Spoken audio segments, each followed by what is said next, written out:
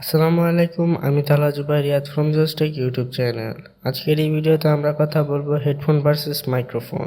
এই হেডফোন এবং মাইক্রোফোনের কার সাউন্ড কোয়ালিটি বেটার সেটাই আজকের এই ভিডিওতে আমি টেস্ট করে দেখাবো।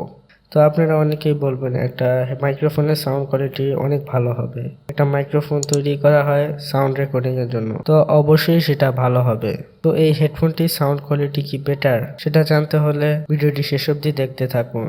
আজকের এই ভিডিওতে আমি কিছু টিপস এন্ড ট্রিক্স দিব যেটা সাহায্যে আপনার সাউন্ড কোয়ালিটি আরো বেটার করতে পারেন।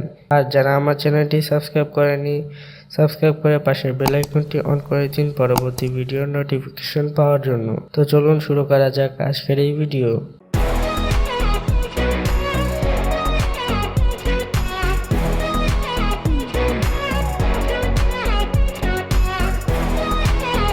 কথা বলা যাক বয়া ভিওয়াই এমন মাইক্রোফোন নিয়ে। এটা হচ্ছে মাইক্রোফোন, আর তার সাথে রয়েছে একটি কনভার্টার। আর এই মাইক্রোফোনটির প্রাইস হচ্ছে 1200 টাকা। Microphone and headphone audio recording tips. শুধু একটি ভালো মানের মাইক্রোফোন বা হেডফোন কিনলেই অডিও রেকর্ডিং কোয়ালিটি ভালো হয়ে যায় না।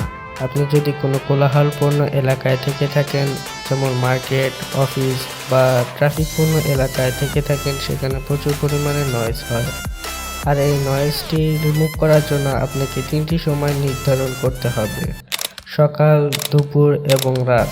এই 3টি সময় মূলত নীরব থাকে, যার ফলে আপনি অডিও রেকর্ডিং করেন। এই 3টি সময় কোনো ধরনের নয়েজ থাকে না, যার ফলে আপনার অডিওতে কোনো ধরনের নয়েজ ক্যাপচারিং হবে না। আর আপনি যদি কোনো একটা রুমে থেকে থাকেন, তো অবশ্যই রুমের মধ্যে একটা সিলিং ফ্যান রয়েছে। আর এই সিলিং ফ্যানের স্পিডটা যদি বেশি থাকে, তাহলে অডিওর মধ্যে অনেক পরিমাণ নয়েজ আসবে। ঠিক এইরকম আপনারা এখন যে সাউন্ডটি শুনতে পাচ্ছেন, এখানে প্রচুর পরিমাণে নয়েজ হচ্ছে, কারণ আমি স্পিডটি অনেক বাড়িয়ে দিয়েছি, যার ফলে অনেক পরিমাণে নয়েজ ক্যাপচারিং হচ্ছে। তো আপনি হেডফোন এবং মাইক্রোফোনের ক্ষেত্রে যে কাজটি করবেন, ফ্যানের সাউন্ডটি একদম কমিয়ে দিবেন, তাহলে ফ্যানের স্পিডটি কমে যায় এবং যে শব্দটা হতে থাকে সেই শব্দটার পরিমাণও কমে যায়, যার ফলে আপনার অডিওতে কোনো ধরনের নয়েজ থাকতে পারবে না।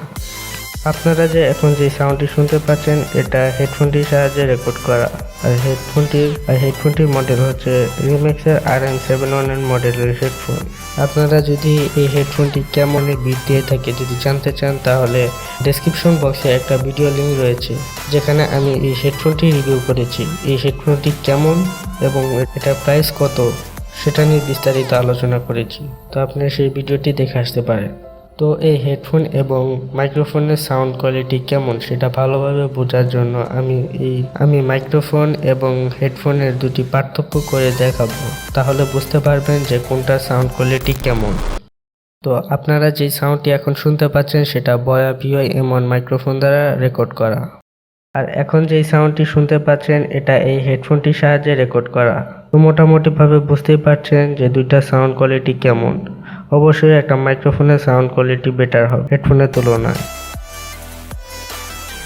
আসলে আমি মূলত বোঝাতে চাচ্ছি, ইউটিউবিং প্রথমে শুরু করতে যাবেন, তখন একটা মাইক্রোফোন কিনা আপনার জন্য দরকার হবে না। কারণ একটা মাইক্রোফোন যদি আপনি শুরুতেই কিনেন, তাহলে যদি পরবর্তীতে আপনি সাকসেস না হতে পারেন, সেটা আপনার ব্যর্থতা। প্রথম দিকে আপনি একটা কাজ করতে পারেন, সেটা হচ্ছে একটা ভালো মানের হেডফোন কিনতে পারেন, যেমন 250 টাকা থেকে 500 টাকা বা একটা ভালো হেডফোন কিনে নিলেই আপনারা খুব ভালো পারফরমেন্স অডিও রেকর্ডিং এর ক্ষেত্রে।